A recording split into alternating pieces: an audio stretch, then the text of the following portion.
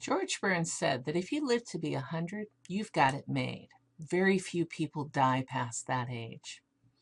On a related statistics joke, it is proven that the celebration of birthdays is healthy. Statistics show that those people who celebrate the most birthdays live the longest.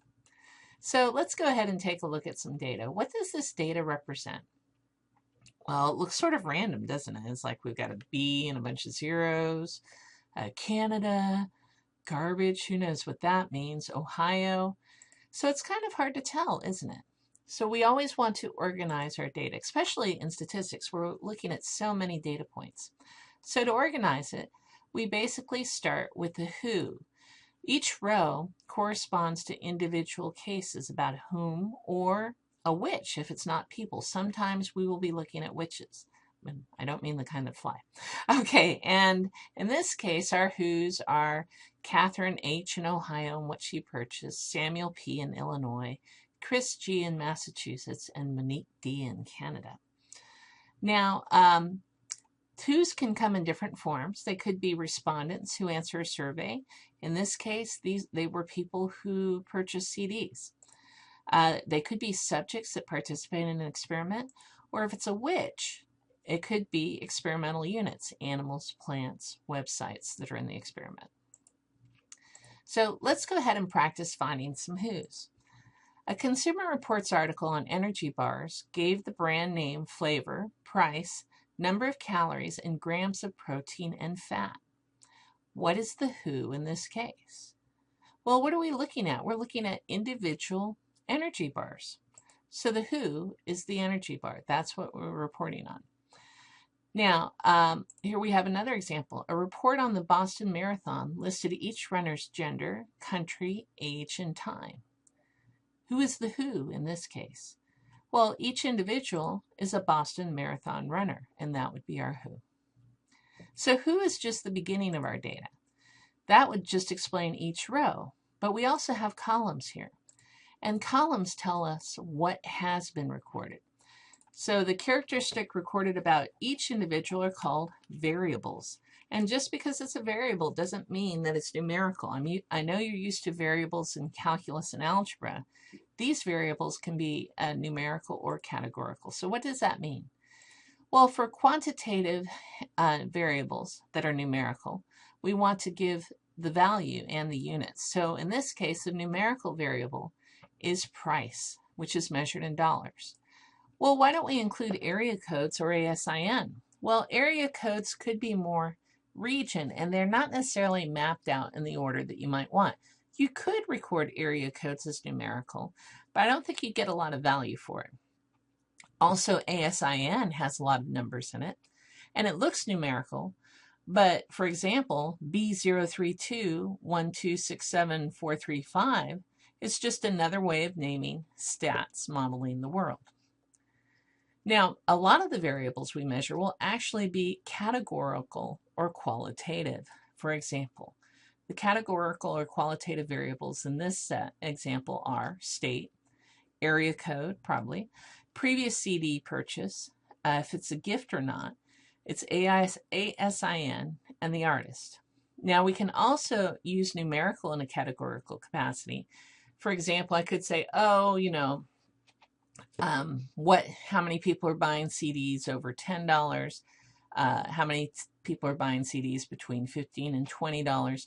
So you can break down some numerical into categorical data, especially ages. If you break them down, when you get them, they're in years typically. And you could break it down by teenager, adult, young preteen, all that sort of stuff, toddler. So let's go ahead and take some look at some examples about what. We have a Consumer Reports article on energy bars, the same one we had before, and they gave the brand name, flavor, price, number of calories, and grams of protein and fat. So which ones? Let's start with the categorical data. Well, I'm definitely not going to have units on brand name or flavor. Those are my categorical values, brand name and flavor, all right? Quantitative, the rest looks very quantitative. Price, probably in dollars. Calories, which is actually in kilocalories. Protein is measured in grams, and fat is measured in grams. It's very important when doing your AP test to list all the variables and the units. Let's look at another example of the marathon runners. Well, they recorded their gender, country, age, and time. So in the categorical data, we have gender and country. In quantitative, we have age in years, time in hours and minutes. And again, age could be categorical depending on how they look at it. They could say, in fact, don't they have a different category for over so many years if you're running in the marathon? So, like you have a senior category and a regular category. So now I'd like you to try. These practice problems are available on the website. And I'll just quickly read this one to you. So in November 2003, Discover published an article on the colonies of ants. They reported some basic information about many species of ants and the results of some discoveries found by the myrmecologist Walter Schinkel of the University of Florida. Information included the scientific name of the ant species, the geographic location, the depth of the nest in feet, the number of chambers in the nest, and the number of ants in the colony. The article documented how new ant colonies begin, the ant nest design, and how nests differ in shape, number, size of chambers, and how they are connected depending on the species.